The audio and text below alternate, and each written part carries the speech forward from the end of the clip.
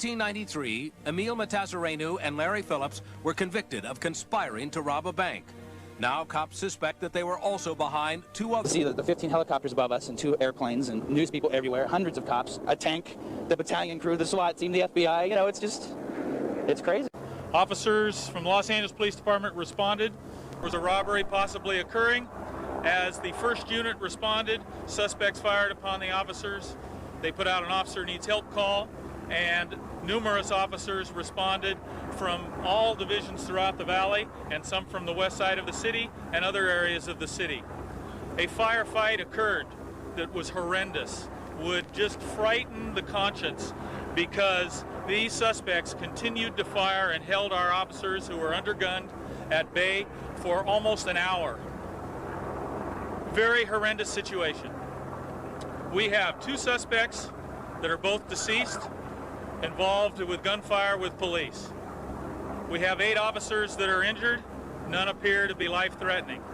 We have 5 citizens that are injured, at least 1 in critical condition, involved in a traffic accident with a police car who is responding to the scene at the initial moments of this situation.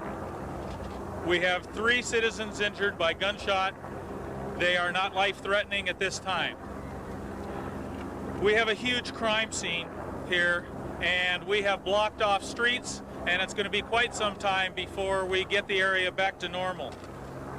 The 170 is closed in both directions, southbound from the Golden State Freeway, northbound from the 134 freeway. All traffic from Whitsett eastbound, which is Whitsett is the first major on the west side of the 170, is closed.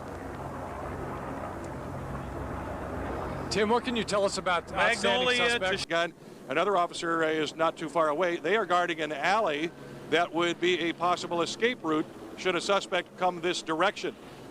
Where the suspect is well down the block here, and we'll take a look behind the officers here in the foreground. I would say about 100 yards down the block on Radford Avenue.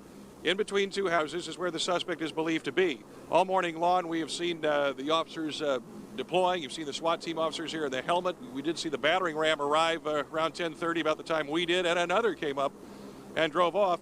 But in the main, nothing has gone on in those intervening hours. Mark, the officers tell us to get back behind the curb, so we'll have to do that. You can see that given everything that's happened so far this morning, what you've seen on television, that they don't want us around here so close, and I think that's probably the most prudent attitude. This morning's incident, the fact that a couple of people, the wounds have now been identified. One person was shot in the ankle, another person taken to a nearby hospital, a different hospital, with a wound to the buttocks. Let's check back with our Captain Paul Hollenbeck flying News Chopper 4 over the scene. Bob, what are we looking at right here? We have officers right in the middle of the street. We don't see a lot of SWAT uniforms. I do see 1 helmet, but not any others. What's going on there? Well, apparently this is, again, some of the officers that are searching the area. What they do is they get together and they find out basically what areas they have covered so that they don't repeat themselves. And it might have been hit by a couple of bullets. It turns out that they had just passed very close by the cockpit. You could actually hear them as they went whizzing by. It was very quite exciting, I must say. I can imagine it's exciting, particularly in a helicopter where 1 bullet into a rotor blade could cause an awful lot of damage. Yeah, absolutely. It could, if it hit in just the right spot, it could tear the whole blade apart, but luckily that hasn't happened. Absolutely. They're going to search that car. They'll, I'm sure they'll look in the trunk. They'll search that car front to rear. And once they're satisfied that this was just a woman who was trapped inside the perimeter, they'll let her drive along.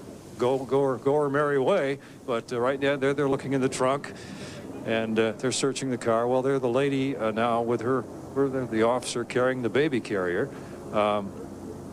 Letting go back to their car. Letting them go back to their car. Well, she's got a toddler and yeah. 1993, Emil Matazarenu and Larry Phillips were convicted of conspiring to rob a bank. Now cops suspect that they were also behind 2 other armed robberies. But Emil's mother says he's the victim. She says he had been troubled for the past 3 years. Mother cared for mentally handicapped kids, but they lost the business after Emil was accused of abusing one of those children. He separated from his wife 6 months ago, and according to his mother, he was despondent. He told me, Mom, I cannot take it anymore. I want to die.